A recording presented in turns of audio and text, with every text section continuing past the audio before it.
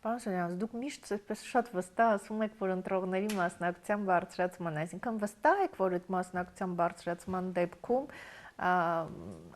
իշխանության ձայները չեն ավելանալու, իրենց տոկոսը այսպես շատ հստակ է։ Իրանք միայն վարչական ռեսուրսով կարող են կոնսոլիդացնել եւ ունեն կողմնակիցների մի փոքր բանակ, որը միայն նվազելու միտում ունի, ավելանալու չունի։ Օրինակ շատ հնարավոր է այդ օրինակ բերեմ, որ մեր կա պարանոց չեն չի։ Օրինակ շատ հնարավոր է այդ 18 տարեկան պատանու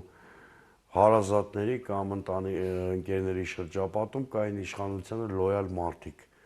Այդ գործողությունից հետո հաստատ այդ մարդիկ իշխանության հանդեպ լոյալությունը կորցրել են։ Որտեւ ապաքաղաքական ընտանիք երևում էր, որ իրանք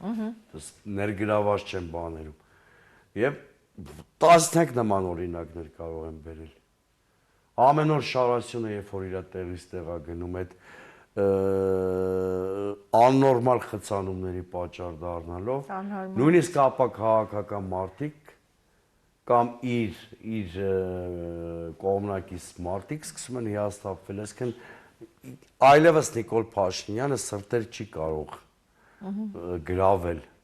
նա միայն կարող է կորցնել կողմնակիցներ։